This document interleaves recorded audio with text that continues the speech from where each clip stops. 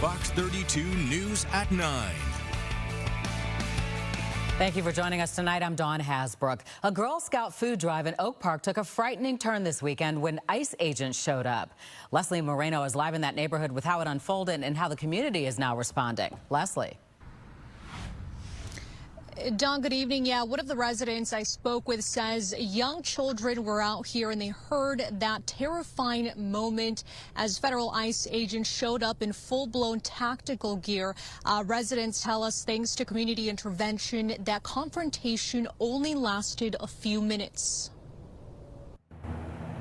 Residents in this quiet Oak Park neighborhood were completely caught off guard when ICE agents showed up in tactical gear during a local Girl Scout food drive. There were no people taken away, but it was a confrontation that lasted about 10 minutes. The Oak Park Police Department says it responded to at least 5 reports of ICE activity on Saturday morning. According to police, by the time they arrived, agents were already gone. Todd Spencer, a longtime resident, says agents arrived as a construction group of about 5 began working on a garage in a nearby alley behind his home along North Elmwood. It was, mostly words. There were no physical acts other than just being up front and pressuring, the workers. Residents heard the commotion. Spencer says they quickly intervened, blowing their whistles and blocking off the alley. Spencer says ICE agents left not long after. They felt the pressure. They felt people with their smartphones videotaping, and they could see that this wasn't going anywhere. In the days that followed, community members have been organizing what they're calling a whistle brigade. Some neighbors received whistles and this letter encouraging residents to sound the alarm if they see immigration agents nearby. The hope is to alert the community without confrontation. I think it's effective. I think it basically puts the ICE agents on alert that they're being watched. And residents tell me they will be bringing this incident to the next village meeting. In Oak Park, Leslie Moreno, Fox 32 News. And for the first time, a federal judge went behind the scenes to inspect the ICE processing facility in Broadview. The site is at the center of a class action lawsuit that delves into the treatment of detainees. Casey Cronus was on the ground all day and brings us the very latest.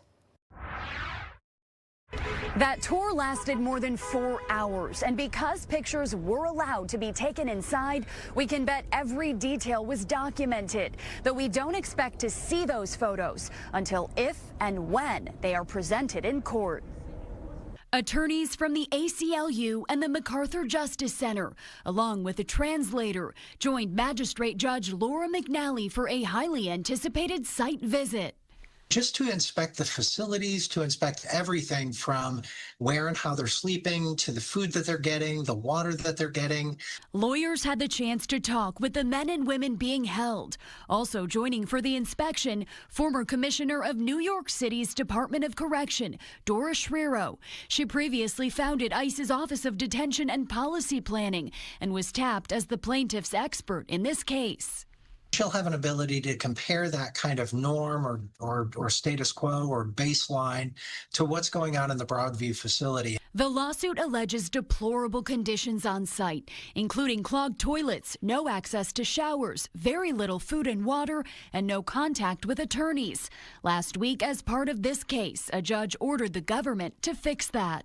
I would imagine that the attorneys would try to put together something careful that shows jot by jot how the facility is not complying with the judge's order in order to allow the case to move to the next stage. Attorneys did not speak with us after the tour, but in a statement, the legal team for the ACLU of Illinois says they are committed to ensuring those who are detained are treated with dignity, adding in part, we will reserve detailed observations for our legal filings and presentations in the weeks ahead. Last week, DHS Assistant Secretary Tricia McLaughlin called the allegations a hoax and said the facility does not have subprime conditions. UIC Professor of Law Stephen Schwinn says it is rare for a federal judge to order this type of site visit. This is super rare, and I think it just underscores the importance of the case. I think this is a highly skeptical judge with very good reason ordering an extraordinary tour of the facility to find out what's really going on the ground. The government has also agreed to provide a list of everyone that's currently being held here. Now, this lawsuit is just one of many surrounding Operation Midway Blitz and all that comes with it. Reporting in Broadview, Casey Cronus, Fox 32, Chicago. In our continuing coverage of civil rights icon Jesse Jackson, he remains in the hospital tonight for observation. It's related to a rare neurological condition. The Rainbow Push Coalition says he has been dealing with that for more than a decade after his Parkinson's diagnosis. In a statement, the organization says, "We are grateful for the medical team at Northwestern Hospital. Reverend Jackson is receiving appropriate treatment. They will continue to monitor his progress and well-being to ensure the best possible care and support." New details into the murder of a 2-month-old boy. The suspect claims he was possessed by a demon and told to do it. 23-year-old Anthony Evans is accused of killing the baby. Court records show he returned the baby to his mom 9 days after having him. During that time, prosecutors say Evans violently beat the child. Evans claims he was compelled to do it to protect the community. He does have a history of violence against the mother. His next court date is December 2nd. Tonight, a Fox Chicago follow-up. Our report on the former Aurora University football player who said teammates targeted him with racial slurs sparked a wave of questions, including how a moment like this shapes a young person. Terrence Lee takes a closer look at the impact and what families can learn from it. Really, it's just like, am I enough? Like, what did I do to deserve this? That question is the aftermath. 18-year-old Brooke Williams says 2 teammates targeted him with racial slurs and a George Floyd reference inside a house off campus in August. Aurora University's investigation found his account credible and confirmed he faced a hostile environment on the basis of race. Brooke stayed on the team during the process. The 2 accused players stayed too. The coach told them just go in there and be humble. And, you know, it'll blow over is what he told them. It's in the report. The university issued its first sanction after that. The 2 players were suspended for the rest of the season. But before that decision came down, the family says the retaliation had already started. Brooks says his plays were skipped in film sessions. Some of his gear went missing. He left weeks later and lost his scholarship. He shut down for a while after this. It's dimmed his light a little bit. He's in therapy. Which is huge. To understand how that kind of hurt can follow someone, we turn to Dr. Derek Brooms. It's a level of frustration, and at the same time, it's not necessarily a surprise. This is what we see in a good deal of the research literature. He leads the Black Men's Research Institute at Morehouse College and studies how Black students move through college life. Online, many ask why Brooke didn't just tough it out. Dr. Brooms says what some call toughness can also be damage. Football is a space where we talk about things like, you know, this is a family. They push that a lot, that it's a brotherhood. I didn't feel like it was a brotherhood at all. If we're all in it together, why am I being singled out? And not singled out based on my ability, which would still be problematic, but clearly on my race and ethnic background. It creates mistrust. It creates a lack of safety. Others ask why no other Black players came forward. Dr. Brooms says that does not cancel out what Brooke shared. We all are on our own journeys and pathways. There may be other players who may have experienced something like this. We don't know what they've experienced, and we can't question them on why they didn't speak up. Instead of focusing on who did not speak up, sociologists and campus psychologists say students look at their own risk. If this can happen to Brooke, it can happen to me. Researchers call that healthy paranoia or cultural mistrust. There's this sense of I need to actually prepare myself for potentially challenging, stressful, psychologically challenging experiences. Brooke plans to enroll somewhere new in January. His credits won't transfer because Aurora is a private university. His mom says she wants campuses to center care and accountability. No child should have to go through this at all. So what can parents do?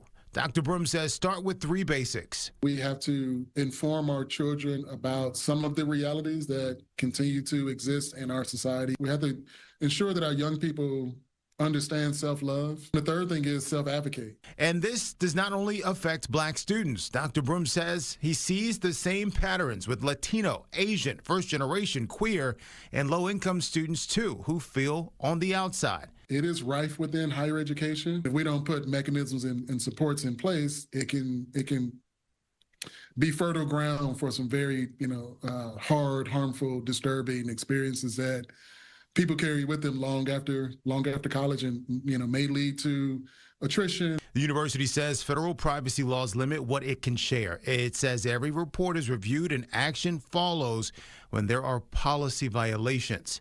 The appeal decision shows the 2 players must complete racial sensitivity training and can return in January. We need education for folks to understand that these types of behaviors continue to perpetuate the harm that have existed in this country for decades.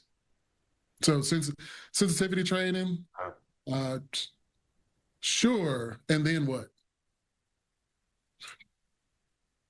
Is it a check off because I went? Yeah. Because then there's no accountability for what I supposedly had learned. So what are the follow-up steps? And without real follow-through, Brooks's mom says the aftermath lands on her son as a question about his worth. You go to school to get an education and to have fun and to gain lifelong friends, not to now have mental health issues or, things like that because of what was said to you and you did nothing to deserve it. That was Terrence Lee reporting. Dr. Brooms says harm does not end when an investigation ends, and he says institutions often address the moment but not the impact that follows. The family says they are considering legal action and have been in touch with the NAACP. Well, you may want to dig out those old ice skates for tomorrow. How you can make a reservation for ice skating at Maggie Daly Park. And on the opposite end of the spectrum, I am tracking temperatures that are going up into the 60s going into this upcoming weekend. Those details coming up. I can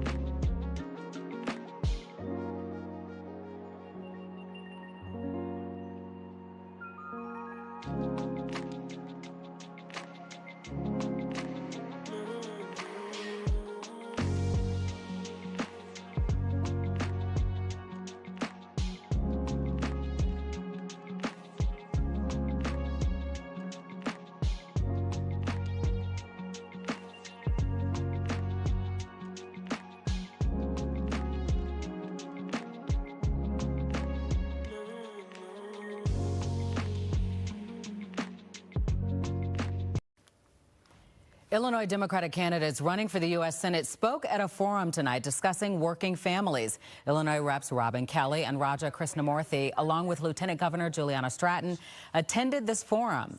One of the topics discussed, how to help unions at a federal level. One of the things that we have to do is make sure, first of all, that we stop Donald Trump's attacks on unions. We are seeing attacks on collective bargaining rights. We know how important you are. We know that you're the backbone of America, and that we are trying to hold companies accountable for how you get treated. You guys are working your tails off, organizing like crazy. We need to get all of our members who voted for Mr. Trump to understand the consequences of what happened. The forum was hosted by the Illinois AFL-CIO Chicago Federation of Labor. All right, get ready to lace up the skates. The skating ribbon at Maggie Daley Park opens tomorrow. To sign up for reservations, head to our website, fox32chicago.com. All right, Emily, let's hope the weather holds up for a good day to ice skate. Here's our chief with our forecast. How's it looking? As long as you don't mind ice skating when temperatures are in the 60s, then hey, I think we're in good shape. So we're looking at really nice warm conditions going into this upcoming weekend. We've seen it all this week. We went from heavy lake effect snow Sunday night into Monday. We saw the aurora borealis for 2 nights in a row. And now we're looking at early fall warmth that's going to put us in the 60s. And I wanted to show you the latest drought monitor as well. So this data comes out every Thursday morning. And notice how we've been removed from the abnormally dry conditions across the south suburbs and into northwest Indiana. And coincidentally, or I should say not coincidentally, this is where we saw the heaviest snowfall earlier this week. So it actually made a really big difference. But unfortunately, those of us that were left out in northeastern Illinois were still dealing with those moderate and severe drought status. So satellite and radar, we have some cloud cover that's moving through, but the back edge is already starting to move from west to east across the area.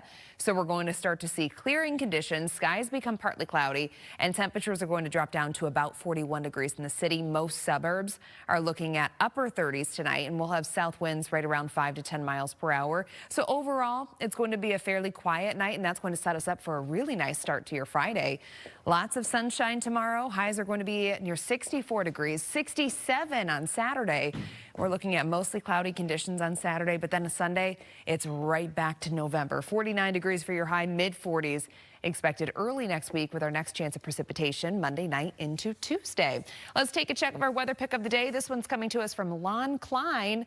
And this is so stunning. It was taken a few days ago when it showed up in my email, but gorgeous. I doubt the scene dawn looks that way still at Meacham Grove and Roselle because of all the wind we've had. So I bet you it looks very different now. Yeah. Well, it was beautiful while it lasted. Thank you. Thank you. Yeah.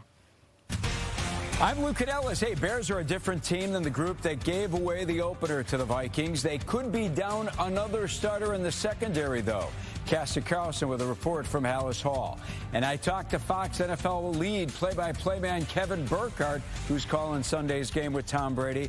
Burkhardt about how much the Bears have improved since he last saw the Bears against the Cowboys. Comes your way next in sports. Fox.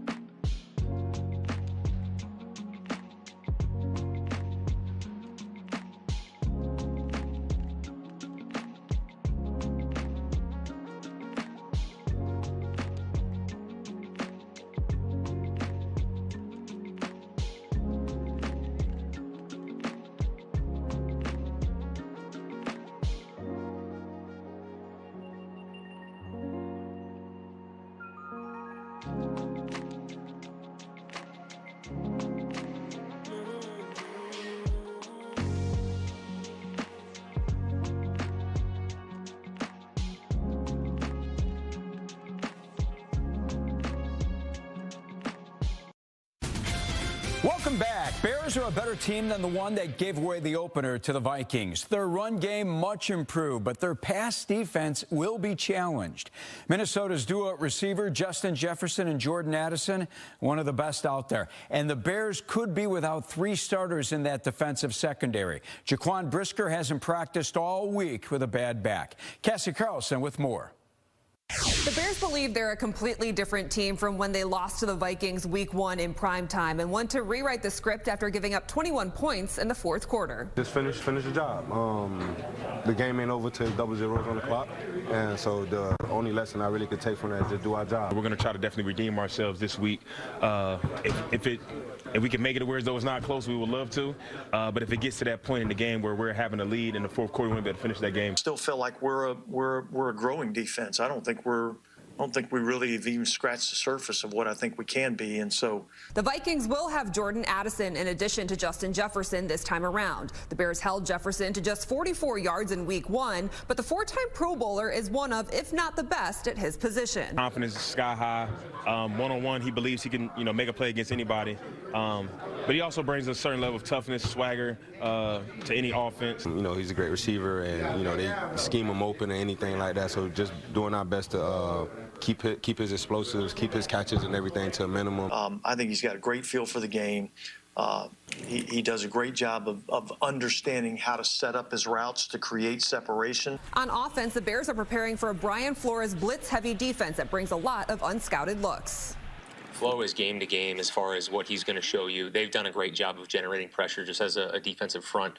And so every game is a new one when you're going against him. This is the type of, coordinator and defense that likes to do those things. So we're always on our P's and Q's when those things might arise. I don't think it's anything that's kind of like, oh, they're blitzing, I need to do this, I need to do that. It's just really, oh, they're blitzing, let me, make sure I'm dialed in on my job, making sure I need to know what I'm doing and all that. And the Bears got some players back at practice today, including DJ Moore, Roma Dunze, DeAndre Swift, Kevin Byard, and Tyreek Stevenson. Jaquan Brisker missed a 2nd straight practice with a back injury. At Hallis Hall, Cassie Carlson, Fox 32 Sports. Thanks, Cassie. Caleb Williams is giving defenses fits. His 17-yard dash here put away the Giants. Williams learning how to use his feet as a weapon now. Fox's lead team of Kevin Burkhardt, Tom Brady, Aaron Andrews, and Tom Rinaldi will call a Bears game for the first time since the Dallas win.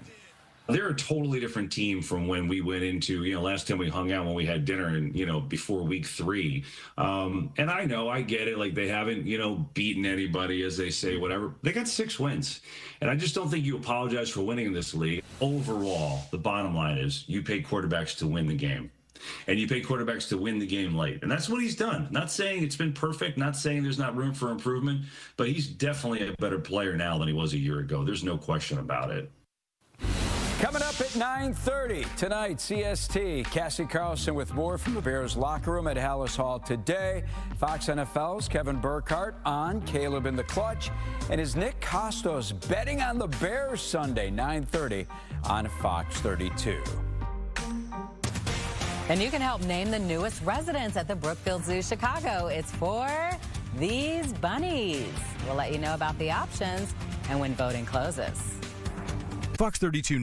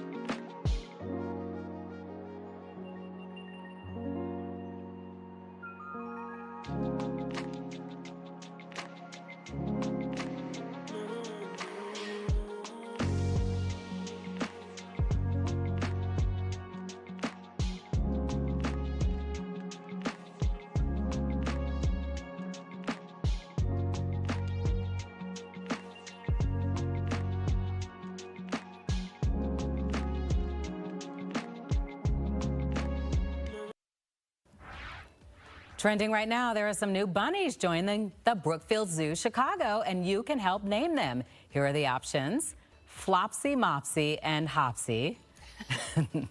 Nala, Kovu, Kiara, Daphne, Scooby, Velma, Reindeer, Frosty, and Holly. Voting ends November 21st. You can go to the zoo's X page to cast your vote. Flopsy, Mopsy, Hopsy. I like that. I like Daphne, Scooby, Velma. Those are good, yes. Those are good, yeah. That's a good one. Yes. All right, 7-day forecast for you. I think a lot of people are going to be really happy going into this weekend. Make plans to be outdoors the next couple of days. We're sunny tomorrow, mostly cloudy Saturday, but then 40s return early next week. We're not ready to go back to 40s yet. No. Thanks for joining us at 9. You can stream us on your smart TV. We'll see you tomorrow morning at 4:30. Good night.